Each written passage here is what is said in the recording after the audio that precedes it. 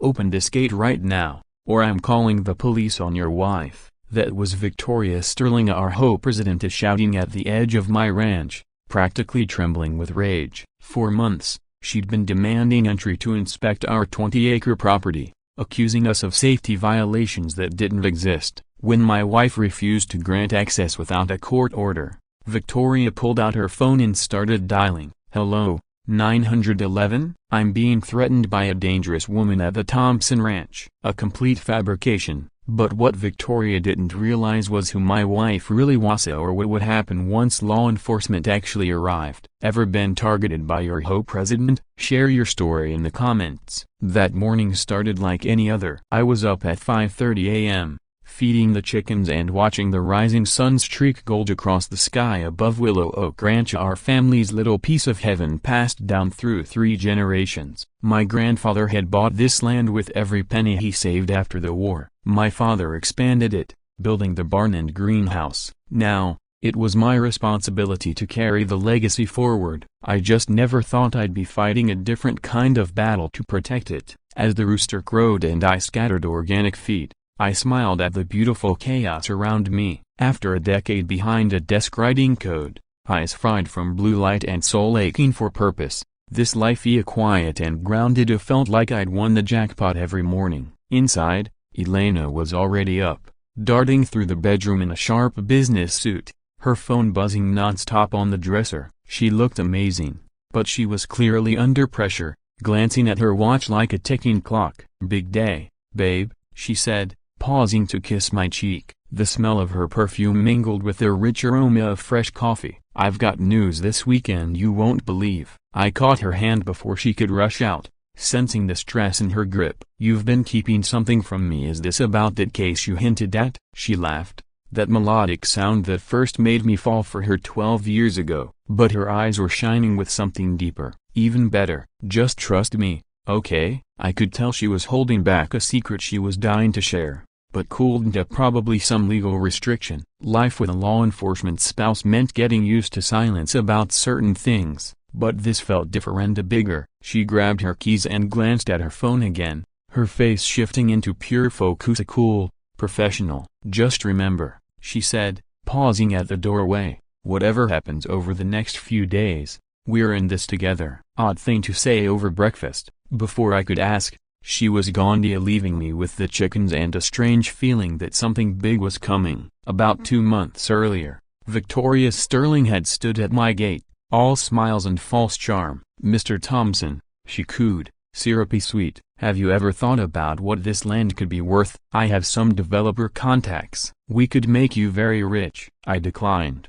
kindly but firmly, letting her know the land wasn't for sale at any price. Her pleasant demeanor cracked, just slightly. "Everything has a price," she said as she turned to leave. "You'll see." I didn't catch the threat in those words back then. I still believed that history, family roots, and private property meant something. Then, at exactly 8 a.m., I heard the sharp stiletto click of high-end heels crunching down the gravel driveway. Victoria was strutting toward the house like she owned it, with Robert Hayes trailing behind like a reluctant assistant. She wore a coral blazer that probably cost more than my monthly income. Her bleached blonde hair was lacquered into a helmet that didn't move, even in the wind. Robert looked stiff and uncomfortable in a gray suit, constantly fiddling with his tie like it was suffocating him. Something else caught my eye, a black SUV parked just beyond our property line, engine idling, windows tinted too dark to see inside. "Good morning, Mr. Thompson," Victoria said, oozing in sincere politeness. "We need to talk about the issues surrounding your ranch." Straightening up from where I'd been tending the tomatoes, I kept my tone cordial, though every instinct screamed trap. "What kind of issues, Victoria?" She sniffed theatrically, waving a manicured hand toward the chicken coop like it was a hazardous waste dump. "For starters, the smell. We've had numerous complaints. The roosters start making noise before sunrise. It's impacting our property values." I noticed a tiny camera pinned to her blazer. The red light was blinking. She was recording everything. "A setup, plain as day." "This is a working farm," I replied evenly. "It's been in operation since 1948, long before your subdivision was even planned. We're protected under the original property rights law." Her smile turned rigid, and she threw a quick glance at Robert. "Times change, Mr. Thompson. This isn't 1948 anymore. Our neighborhood has expectations and your outdated operation is dragging everyone down." Robert shifted awkwardly, eyes darting away. I'd always pitied him, a 64-year-old retired lawyer who seemed to have misplaced his spine. I'd met his daughter once at the hardware store. The way she looked at him, a disappointment wrapped in silence, stuck with me. That evening, the home meeting was packed. You couldn't find a single open chair. The community center reeked of burnt coffee and tension, its flickering lights casting shadows over worried, whispering faces. I had spent hours preparing, poring over bylaws and county codes until everything blurred. Inside my briefcase was a neatly organized defense, historical land use records, tax documents spanning 70 years, and the statute that protected original landowners like us. While I waited for my turn, Victoria sat at the head table like a queen in court, tapping her manicured nails on a folder while a parade of residents, most of whom I'd never seen before, stepped forward to complain. It was obvious they'd been coached. One after another, they bemoaned livestock smells and declining property values. Then my name was called. I stood, cleared my throat, and presented my case with the calm confidence of someone who knew the law was on his side. According to County Ordinance 1247, any property used for agricultural purposes before the HOA was formed is exempt from restrictions related to livestock hours, farming operations, and similar regulations. I distributed printed copies of the ordinance to the board members, and I noticed how several of them avoided looking me in the eye. "Willow Oak Ranch has been continuously operating since 1948, I said, presenting documentation. "Here are the original deeds, our tax records, and aerial photos verifying uninterrupted agricultural use." The room went still. Victoria's face flushed a shade that clashed dramatically with her coral blazer. She was cornered. The law couldn't have been clearer. With stiff reluctance, she announced that all complaints against my ranch were officially dropped, but as the crowd began to disperse, she smiled, and it wasn't the smile of someone who'd lost. It was the subtle, triumphant smirk of a chess master who had just sacrificed a pawn to trap a king. Then Robert stood up. He held a folder I hadn't seen before, thicker than anything he'd brought earlier. "If I may," he said, his voice suddenly firmer, more lawyer than retiree, "I'd like to bring everyone's attention to Amendment 47B, passed during our 2019 annual meeting." He read aloud. "All properties, regardless of exemption status, must submit to monthly health and safety inspections if any commercial activity is conducted on the premises." My stomach dropped. We sold eggs and produce at the farmer's market. That technically qualified as commercial use. Robert continued, "These inspections will be carried out by inspectors appointed by the HOA, to ensure adherence to community health standards."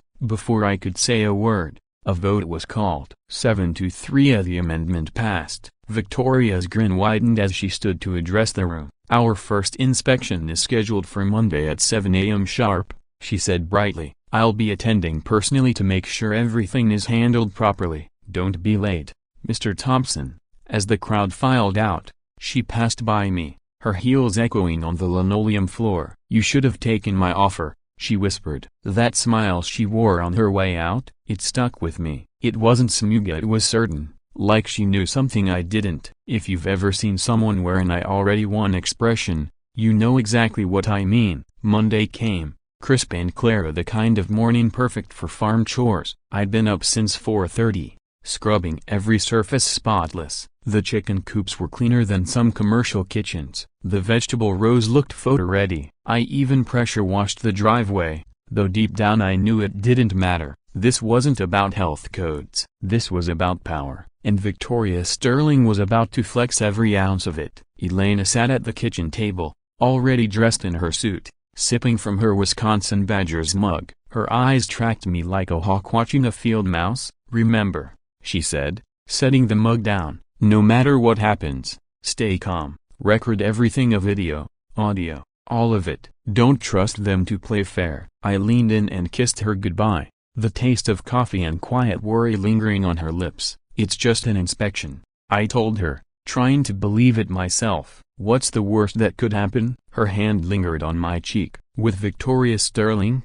She asked softly. Just promise me you won't lose your cool no matter what she says. Don't give her an inch. I nodded, though her tone left my gut in knots. She knew something I didn't. But before I could ask, she was already in her car, heading down the gravel road. Right on cue, at 7 a.m. sharp, Victoria's white Mercedes rolled up to the gate. Behind it, a rusty old pickup truck I didn't recognize came to a stop. Victoria stepped out wearing gleaming white heels, utterly impractical for a farm, likely chosen just to show off any speck of dirt. Robert got out next, shoulders hunched, looking like he'd rather be anywhere else. From the truck came a younger man dressed like he'd picked his outfit straight from a Halloween inspector costume. Bonga aviator sunglasses before sunrise, clipboard in hand, and an air of newly assigned authority. "This is our certified inspector," Victoria said proudly, gesturing to him. "My cousin, fully qualified to assess health and safety standards." I examined his credentials. Just a printed certificate from some online course,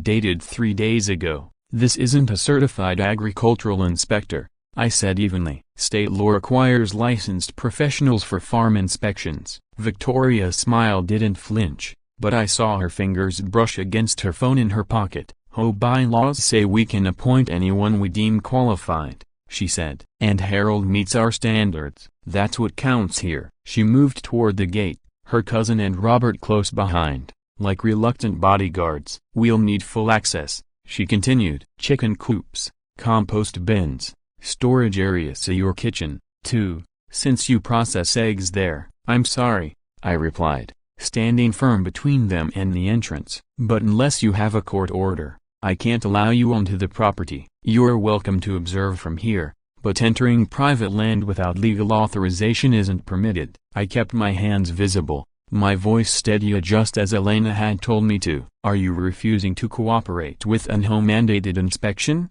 Victoria's voice climbed in pitch, loud enough to draw attention from a few curious neighbors peeking through blinds across the street. "I'm simply exercising my rights as a property owner," I said calmly. "If you want to step onto this land, you need legal authority." "That's not just HOA policy, it's state law." That's when Victoria made her move.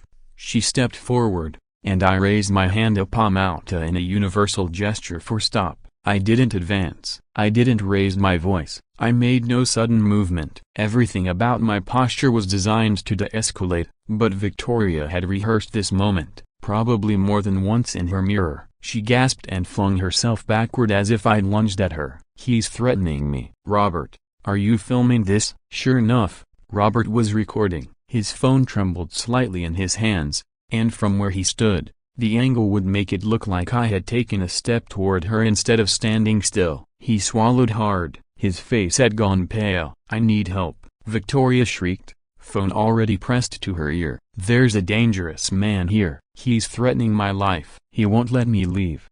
It was absurd. Her car was directly behind her, engine idling. Nothing stood between her and the road except her performance. I didn't move. I didn't speak. I just stood there, stunned, realizing exactly what I'd walked into. "You're free to go anytime, Victoria," I said, my voice steady. But she was already deep into her act, spinning her tale to the 911 dispatcher. "Thompson Ranch, Willowbrook Estates," she said, voice rising to a shaky wail. "He's coming toward me. I'm scared for my safety." I hadn't budged an inch. Tears rolled down her cheeks, or maybe they were well-placed fakes. Either way, she was committed. Her cousin, Harold, looked increasingly uneasy, fidgeting with his sunglasses and glancing between us like he was witnessing a live courtroom drama he didn't sign up for. Robert kept recording, but I saw it in his eyes. He knew it was wrong. His face looked like someone watching a train wreck in slow motion, powerless to change the outcome. 15 minutes later, 2 police cars pulled up, lights on, but no sirens. A quiet arrival that told me this wasn't being treated as a real emergency. Officer Martinez approached me, while Officer Johnson went to Victoria. "We received a call about threatening behavior," Martinez said, his tone professional but tired. I could tell this wasn't his first home meltdown. I kept my hands visible and my tone respectful. "Officer, I simply refused entry to my property without legal authorization. I didn't threaten anyone or make physical contact. Our security cameras captured the entire incident. I gestured to the cameras mounted along the gatepost, making sure he saw them. Meanwhile, Victoria was in full performance mode, gesturing wildly as she spun her version of the encounter to Officer Johnson. He raised his hand toward me. She said with theatrical horror, "I've never felt so unsafe." My phone buzzed. It was Elena. "I'm watching through our cameras,"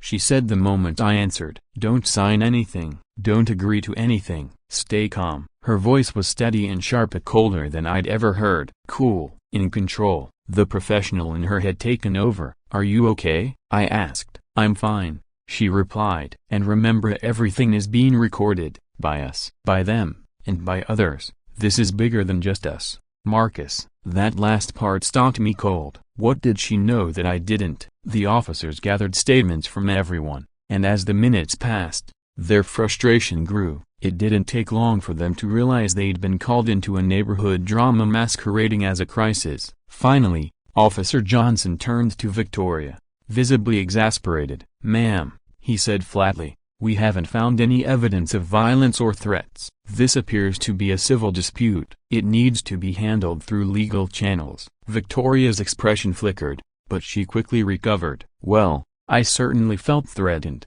she said. He raised his hand. "Our footage will show that it was a non-threatening gesture," I interjected. I never left my spot. Both officers looked relieved to be wrapping this up. "We'll file a report," Martinez said, eyeing both of us. "But I advise both parties to avoid further interaction and resolve this through the courts. Another call like this could lead to charges for false reporting." That final comment was aimed squarely at Victoria. The police departed, but Victoria remained, now surrounded by a handful of neighbors who'd come out to watch the spectacle. She immediately began retelling the scene in her version of reality, her voice carrying across the yards. "You all saw how aggressive he was," she declared. "We have a right to feel safe in our own neighborhood. What if he threatened someone else next time? What if kids are around?" The squad cars disappeared, but Victoria stayed working the crowd, spinning her narrative, painting me as a threat. My phone buzzed again of 47 missed calls from customers. But it was the 48th call that changed everything. Have you ever watched your reputation implode in real time? Type yes if you know that gut-wrenching feeling, because this was only the beginning. By noon that same day, Victoria had turned social media into her personal battlefield. A new group popped up as Safe Willowbrook, and within 2 hours, it had 300 members. She'd posted Robert's carefully trimmed video or the clip that showed only my raised hand in her dramatic stumble. The caption: "Violent farmer threatens HOA president during routine inspection. Is your family safe?" The comments exploded. People I'd never met accused me of being unstable, dangerous. They called for my arrest, demanded my farm be shut down. Years of trust, of friendly market exchanges and community goodwill gone in a cascade of lies and hysteria. Then came the email blasted to the entire home mailing list. "Dear neighbors, following this morning's disturbing incident, we feel it's our duty to alert you to the behavior of Mr. Thompson. For your safety and the safety of your families, we recommend avoiding Thompson Ranch until further notice. We are considering all legal avenues to protect our community." A Victoria Sterling. By that evening, 40% of my loyal farmers market customers had vanished. Longtime clients canceled standing orders. Some gave vague excuses, others gave none. Even the organic grocer that had carried our eggs for 5 straight years called to say they were reviewing their supplier agreements. I knew I had to push back, but how do you fight a lie once it's gone viral? That night, I went live on our farm's social media account. No editing, no script, just me, standing in front of the chicken coop, speaking from the heart. "Hi, folks," I began, steadying my voice. "I want to talk about what really happened today." A simple HOA inspection turned into a false 911 call. "And now my family's livelihood is under attack." Then I played the full, unedited security footage. It showed me standing still, blocking no one's path, while Victoria executed her theatrical collapse. Within minutes, The live stream blew up over 500 viewers. That live stream that started with 500 viewers, it quickly shot past 1,000. Then comments came pouring in of people voicing their outrage, sharing their own horror stories with HOAs, and rallying behind me. The flood of support was overwhelming, but even as encouragement grew, I could feel the damage spreading faster than any truth could keep up. By mid-morning, the local news stations had picked up the story, and, as expected, they ran with the most attention-grabbing headline they could conjure. HOA president allegedly threatened at local farm. My side of the story, buried in a single sentence, way down in the final paragraph. That's when I heard a knock at the door. Dorothy Williams stood on my porch. At 70, she'd lived in the neighborhood longer than anyone aside from my family. She'd been my third-grade teacher on SIA, and somehow,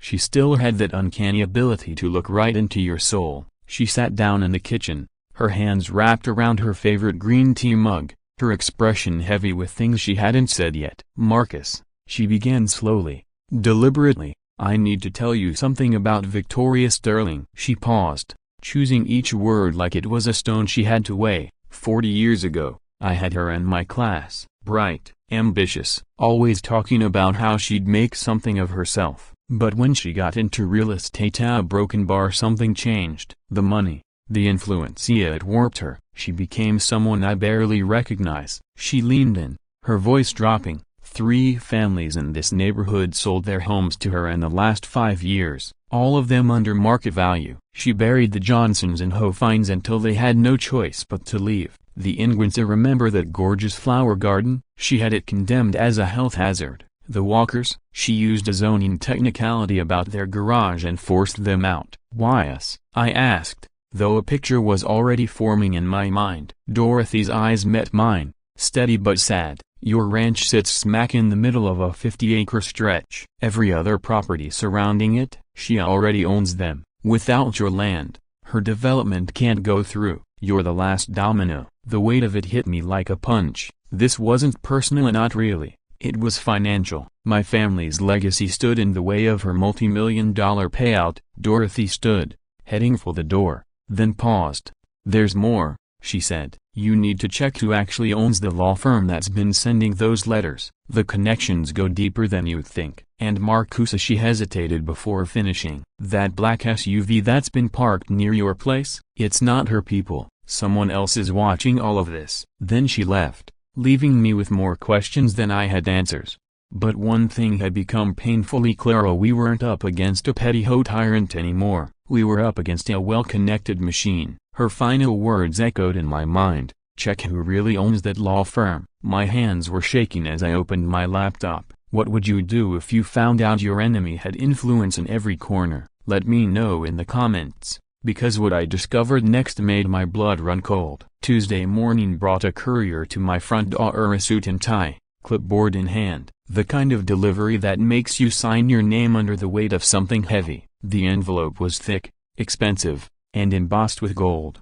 "Hartley Associates, A attorneys at law." The letter inside was worse than I imagined. "Dear Mr. Thompson, our client, Mrs. Victoria Sterling, has retained our firm in regard to the recent incident on Monday morning. We are demanding compensation in the amount of $500,000 for damages including medical expenses, emotional trauma, and reputational harm. $500,000 for a fake fall and a few crocodile tears." I kept reading, each paragraph cutting deeper. "Failure to comply within 10 business days will result in immediate legal action, including liens on your property and business assets. We also intend to pursue criminal charges for assault and terroristic threats." Terroristic threats. For standing at my own gate, they were painting a picture of me as a violent, unstable man terrorizing a peaceful community with chickens and produce. It was absurd and terrifyingly calculated. I looked up at the photo of my grandfather on the wall as I pulled up Hartley Associates' website.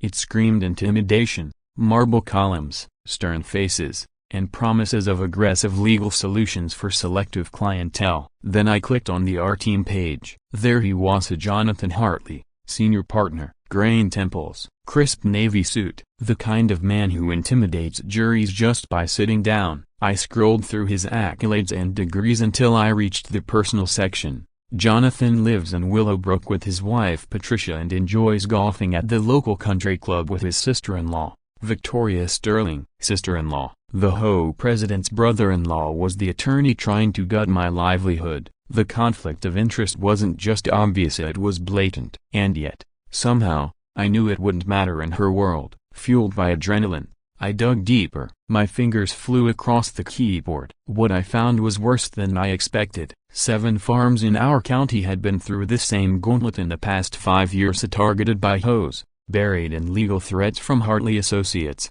then pressured into selling. The Mitchell family lost their orchard, Riverside Ranch, known for their organic produce, folded under legal fees. Sullivan's Dairy, 4 generations of work gone for pennies just to stop the lawsuits. And every one of those properties, bought by the same company, Corestone Development LLC. A bland, corporate name easy to overlook, but a few clicks revealed the truth. Victoria Sterling owned 30% of it. The rest of the shareholders, familiar names from city planning boards and zoning commissions. This wasn't a rogue HOA leader, this was a systematic operation. They'd weaponized the legal system, used HOA codes to create pressure, then escalated to lawsuits through a friendly law firm. Forced sales followed, land was flipped for enormous profit. I printed everything: documentation, ownership records, development proposals, names, dates.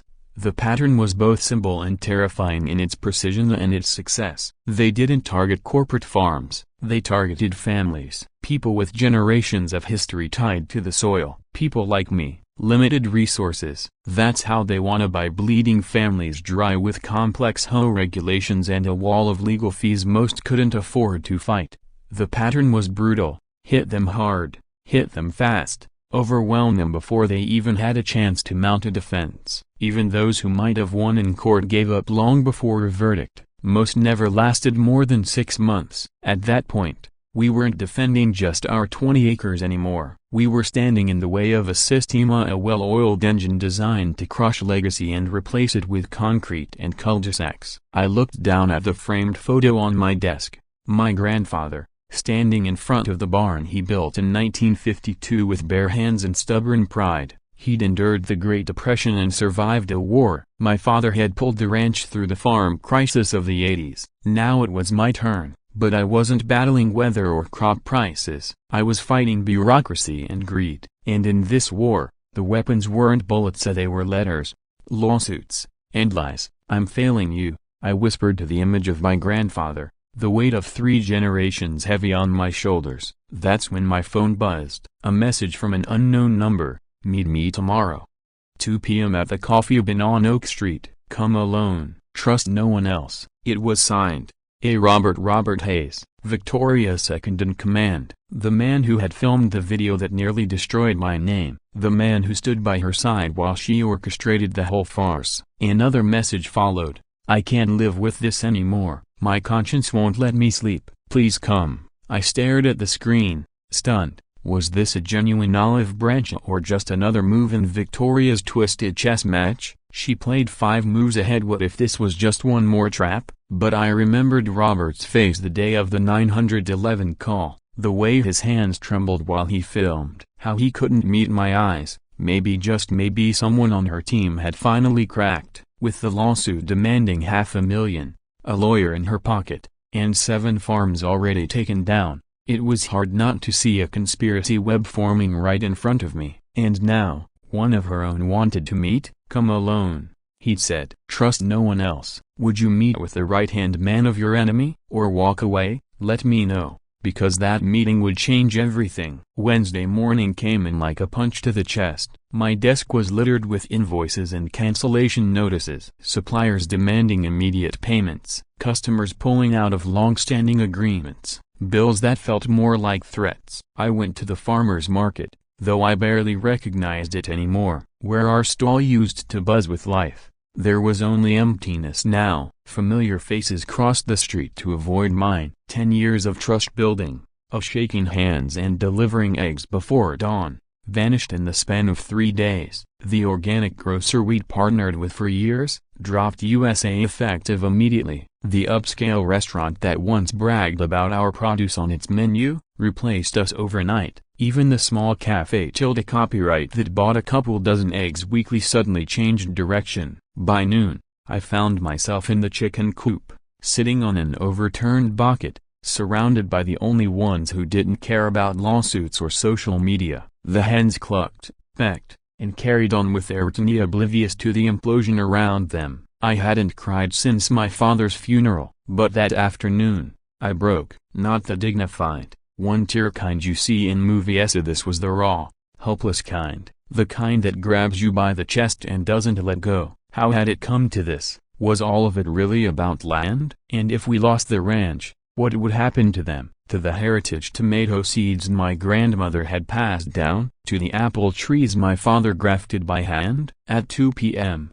I arrived at the Coffee Bean. It was nearly empty, just a quiet barista behind the counter and an elderly man reading a folded newspaper. Robert sat in the back, hunched over a coffee he hadn't touched. He looked like he'd aged 10 years in just a few days. When I sat down, he didn't look up, just stared at his hands like they'd betrayed him. "My daughter called me," he said, his voice barely more than a breath. "She saw the video online, asked me broken bar how did I become the kind of man who helps steal homes?" He choked, eyes glassy, then he started again. "She's your age, a public defender in the city, spends her life fighting for people who ca." He finally met my eyes. "Victoria doesn't know I'm here. If she did a broken bar." He glanced at the door like someone might burst in any moment. "I can't do this anymore. My conscience, what little of it is left, won't let me keep helping her." From inside his coat pocket, he slid a flash drive across the table. "Emails, internal minutes, notes she dictated to me, everything she's done to you, and others." He didn't say another word, just stood and left, shoulders slumped like a man dragging the weight of his guilt behind him. I stared at the drive for a long moment. A cold, quiet fury settled in my gut. This wasn't just survival anymore, it was war. "She falsified the records on the other farms and it's all there," Robert said, his voice breaking as his eyes finally met mine. "Whatever she brings on Friday, whatever she says or waves in your face, don't sign anything." He paused, scanning the cafe tilde copyright window like a man expecting a black SUV to pull up at any moment. "There are others watching her now, Marcus, good people, with badges, and warrants. Just hang on a little longer." "Why are you telling me this?" I asked, slipping the flash drive into my pocket, already feeling the weight of what it might contain. Robert stared out the window at the peaceful street beyond, people walking dogs, sipping coffee, going about their lives unaware of the rot just under the surface. "Because I remember why I became a lawyer in the first place. It wasn't to help the rich steal from families like yours. It wasn't to be someone my daughter can't even look at anymore." He stood abruptly, tension crawling up his neck like static. "I've already said too much, but Friday, 3 p.m., be ready for anything." With that, he hurried out, leaving behind a flash drive that felt like a live grenade in my pocket and a million unanswered questions spinning in my head.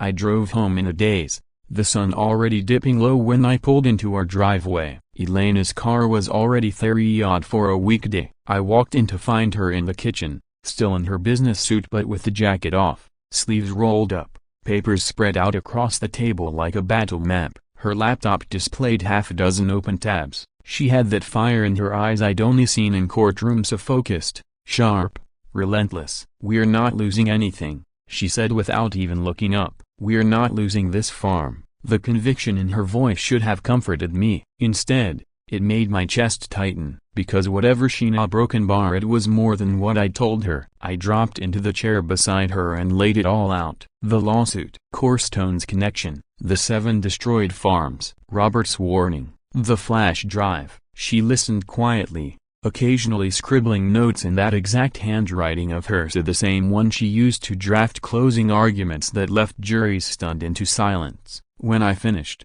she was quiet for a long time, her brow furrowed in thought. Then her phone rang. She glanced at the caller ID, her whole posture shifted. She stood straighter, her voice changed to formal, clipped. "No nonsense." "Yes, sir," she said. I understand. I have everything we discussed. Warrants are signed. The team's in place. She hung up, then turned to me with an expression I didn't recognize, a part warrior, part protector, part strategist. Marcus, she said, reaching for my hands, I need you to trust me, completely. Can you do that? The weight in her voice hit me like a drumbeat. I nodded, heart pounding. Of course I trust you, but Elena, what's really going on? She squeezed my hands tightly. Her wedding ring glinted in the overhead light. Remember when you supported me leaving corporate law? When you never questioned why I wanted to go into law enforcement even though it meant less money, more risk? I nodded, remembering the late-night talks about justice, about making a difference. I made that move because I was tired of watching good people get crushed. Everything I've done, everything I'm doing is to protect families like ours. I need you to trust me now like you trusted me then. She turned back to her notes, but I could feel the energy shift in the room. Something bigger than either of us was in motion. Thursday night settled in like the deep breath before a storm. Elena came home early, carrying a garment bag she hung carefully in the closet. Through the plastic, I saw dark navy fabric, gold trim catching the hallway light.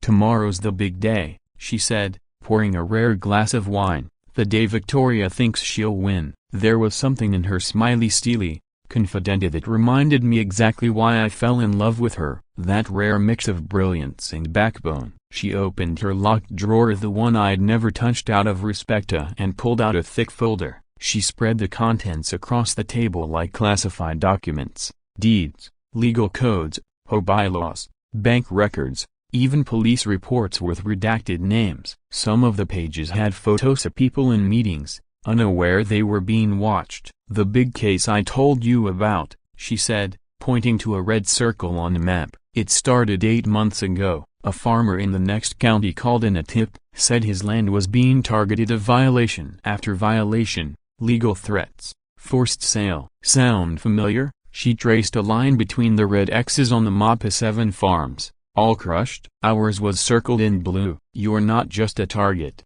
Marcus, you're the target. Your land connects everything. If Cornerstone doesn't get your acreage, the development dies. That's why Victoria's doubling down. She's desperate. My head spun. What began as a personal feud was now a keystone in a multi-million-dollar land grab. How do you know all this? I asked, though part of me already knew. Elena's smile deepened, now touched with pride. My promotion? It came with more than a pay bump. It came with a bigger mission, bigger cases. This one's federal. She pulled out her wallet to pay for the wine, and I caught a glimpse of something shiny, her badge. But it wasn't the usual detective shield. It was ornate. It bore one word, Chief. Elena snapped her wallet shut, but her smile only deepened. Elena, is that a question mark? I began, but she pressed a finger gently to my lips. Tomorrow, love, she whispered. Everything becomes clear tomorrow. Just promise me one thing. She cupped my face in her hands,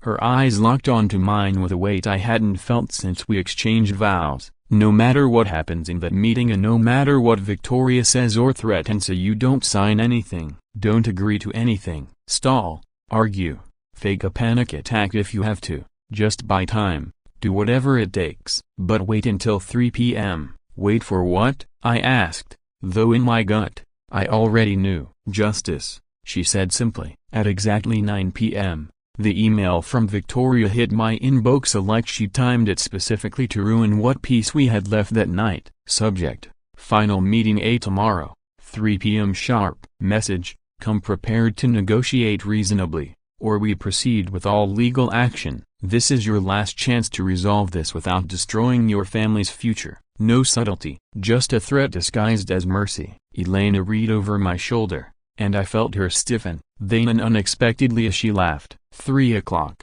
she murmured, almost to herself. Perfect. She has no idea what she's walking into. She pulled out her phone, her thumbs flying across the screen in a blur of focused energy. Wear your best shirt tomorrow, she added between texts. The blue one, the one that brings out your eyes. You want to look good for what's about to happen. Elena, a broken bar. You're scaring me, I admitted. What is going to happen? She set the phone down and wrapped her arms around me, resting her head on my shoulder. The good guys are going to win, Marcus. For once, Victoria Sterling is about to learn there are still things in this world stronger than money and connections to things like truth, like the law, when it's in the right hands. She kissed me gently. In love, never underestimate what someone will do to protect the person they love. Her voice was calm, but her eyes burned with something I hadn't seen before. Absolute resolve. 3 p.m. Friday. The time felt like a countdown to execution and salvation. Friday arrived crisp and unnervingly bright,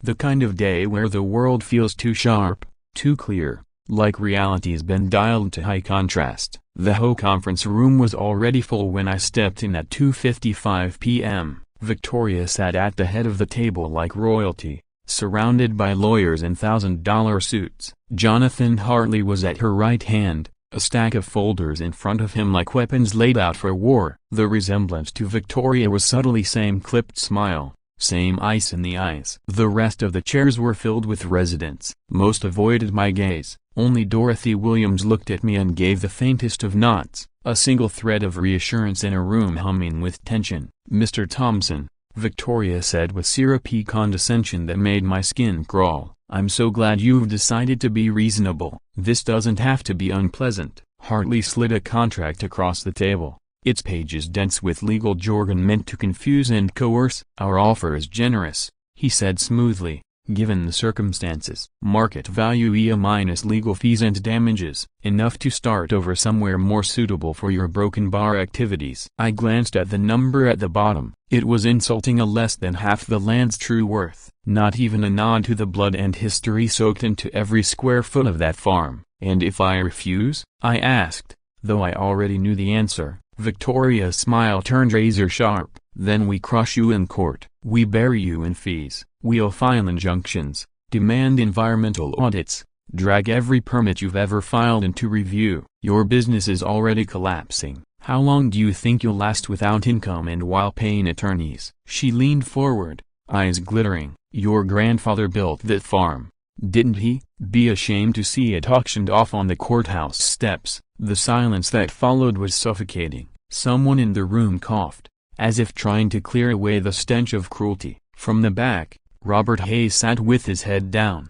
pale and hollow-eyed. He looked like a man praying for someone to speak the truth. "You have 5 minutes to decide," Victoria said, checking her Rolex like this was just another meeting in her empire-building schedule. "Sign now and leave with something. Fight us and lose everything." The room held its breath. All eyes turned to me, some sympathetic, most hungry for the drama. The clock ticked over to 2:59. I opened my mouth ready to stall, to bluff, to do something, but the door opened before I could speak. The sound of confident heels against the linoleum snapped every head toward the entrance. Elena stepped in, and the room shifted like a ship hit broadside by a rogue wave. She wasn't in a business suit. She wore her full police dress uniform in navy blue, crisp, adorned with polished gold buttons. But it was the badge on her chest that changed everything. A 5-pointed star, gleaming under the harsh fluorescent lights, the chief's badge. 3 officers followed her, spreading through the room in practiced, precise movements guarding exits, scanning the crowd. The silence was suffocating. I could hear Victoria's sharp gasp and watched Hartley's face lose all color.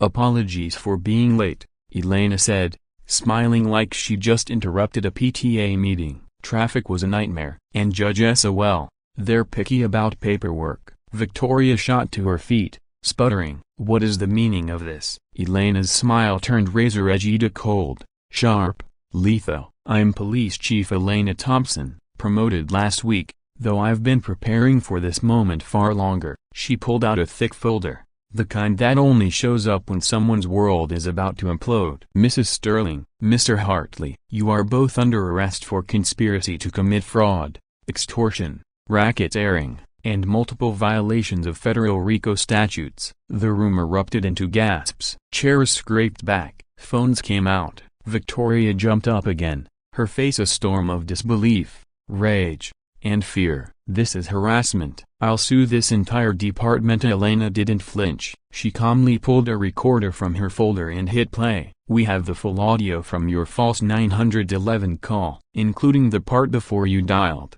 where you coached your cousin on what to say." Her tone was clinical. "Deadly. Filing a false police report is a crime. Victoria. But that's just the appetizer. She slid a series of photographs across the table like cards in a final poker hand, images of Victoria meeting with developers, passing envelopes, signing contracts, 7 farms, each one targeted by your HOA, harassed with manufactured violations, threatened with lawsuits by your brother-in-law's firm, all sold below market value, all purchased by Cornerstone Developmental where you own 30%. Hartley finally spoke, his voice thin. You can't prove any of this. But he was sweating hard. Elena arched an eyebrow. 3 families have already testified. We have 18 months of financials showing kickbacks from Cornerstone to your law firm. We have emails detailing which properties to target, how to weaponize HOA rules, how to exert maximum pressure on families. She looked out at the stunned room. And that's not all. We have falsified board votes, edited meeting minutes, misused HOA funds. This wasn't just land theft, this was a criminal enterprise. That's when Robert Hayes stood. His voice trembled, but he didn't waver. I'll testify, too. All eyes turned to him. I kept copies. Every email she sent asking me to falsify documents. Every time she had me alter minutes. Every illegal vote she forced through. I have it all on flash drives, backed up, secured. Victoria whirled on him, her face twisted with betrayal. You spineless little worm. After everything I did for you, this is how you repay me? Robert lifted his chin. My daughter asks what kind of man I am. Today, I finally know. I'm someone who tells the truth even if it's late. 2 officers moved in. Elena began reading Victoria her rights. That was when the composure cracked. Victoria screamed as the handcuffs clicked shut around her wrists. This is entrapment. You set me up. Elena tilted her head, eyes steady. No. Victoria, you set yourself up. Every lie you told, every family you crushed, every choice you made, that was all you. She paused, her gaze swept the room. I just made sure someone was watching. She turned to me, and for a moment, just a moment, the hardened mask of law enforcement slipped, and I saw my wife, the protector, the partner, the woman who had promised me everything, and delivered more than I ever imagined. Elena's expression softened. The professional Section 8 slipping just enough to let me see the woman I loved beneath the badge. I'm sorry I couldn't tell you everything, she said quietly. For the investigation to work, your reactions had to be real. Victoria had to believe she was winning. I pulled her into a fierce hug, not caring about the room full of stunned onlookers or what protocol said about hugging the police chief in the middle of an arrest. How long have you known? I asked against her shoulder. Since the day she first approached you about selling, she replied. I knew when you said no. She'd escalate. Predators like her always do when they sense they're losing control. Your pharma Marcusa, it was her white whale, the final piece to her biggest score. I pulled back to study her. The promotion a broken bar, the investigation? I've been working this case for 6 months as deputy chief, she said. The promotion to chief came through last week. But I couldn't go public until we had enough evidence to lock it all down. We needed her to make one last, desperate move. The fake 911 call, that was the perfect thread to unravel everything. As Victoria and Hartley were led away, the room erupted. Dorothy Williams began clapping a slow and steady, and within seconds, others followed. The dam of silence broke. She threatened my family too. She tried to evict us with made-up violations. She forged the board vote to raise our dues. One officer began taking statements while another gathered documents and phones. Elena turned to the crowd, her voice calm and steady. There will be a full investigation into the HOA's practices over the past 5 years. If you were wrongfully fined, harassed, or pressured to sell, you'll be contacted. The district attorney's office will be pursuing restitution. As the room began to empty, Victoria managed one final look back, venom in her eyes. This isn't over, she hissed. I have connections you can't imagine. Elena met her gaze with steely calm. Those connections? They're being arrested in 3 other counties as we speak. Cornerstone Development's assets are frozen. Your co-conspirators are already trying to cut deals. It's over, Victoria. 8 to 10 years over, maybe more. When the room finally cleared, it was just me and the woman I thought I knew completely, but had only just begun to understand. You've been working on this for 6 months, I said. She nodded. When I saw what she was doing at Broken Bar, I knew we needed a rock-solid case. No loopholes. These people had destroyed families for years. They were untouchable. Until now, and you brought them down, I said, in awe. She smiled at the warm smile I'd loved since the first day. We did. You stood your ground when everything was stacked against you. You kept fighting when it looked hopeless. You trusted me, even when I couldn't explain why. And that's how one fake 911 call brought down $1 million criminal enterprise. But here's the thing, Victoria wasn't the only HOA president running this kind of scheme. Is your HOA hiding something? Have a horror story of your own? Share it below, because sometimes the person calling the cops a Broken Bar is the one who should be in handcuffs. 6 months later the headlines had faded, but the change remained. Victoria Sterling took a plea deal and received 8 years in federal prison, likely to serve at least 6. Jonathan Hartley was sentenced to 5 years and permanently disbarred. Corestone Development was dissolved under federal investigation. Its assets liquidated to help repay the families it defrauded. 7 families received settlements, and not enough to undo the damage, but enough to acknowledge the pain they endured. The funds came from frozen accounts and Victoria's personal assets. Robert Hayes became the prosecution's star witness. His records, detailed, thorough, were critical. Now, he volunteers with a legal aid society, helping other HOA victims find their voice. I saw him recently, having lunch downtown with his daughter. They were laughing. He looked like a man finally able to sleep through the night. Dorothy Williams was elected our new HOA president by unanimous vote. Her first act? Replacing mandatory meetings with optional monthly potlucks. The HOA still exists, but now it serves the people, organizing cleanups, coordinating help for elderly residents, doing what it was meant to do. As for our farm, it didn't just survive, it thrived. The media coverage brought a flood of support. Our farmers market booth is packed, with customers driving in from 3 counties. That organic grocery store begged us to return. We declined. We found better partners who valued relationships over convenience. Elena continues her work as police chief. She's uncovered similar schemes in 3 neighboring counties. More arrests, more lives protected, more justice served. Each evening, we sit on our porch and watch the sun drop behind the apple trees my father grafted. The chickens still wake us up way too early, but now, it's a comfort, a symbol of normalcy. Sometimes justice arrives in ways you never expect. Sometimes the person fighting for you wears a badge under their bathrobe. And sometimes, the best revenge against a bully at Broken Bar is simply refusing to give up. 6 months later, I got a call from a farmer in Texas. Same story, same tactics. Another HOA president with too much power. Want to know what happened next? Hit subscribe, because that story, that one's even crazier.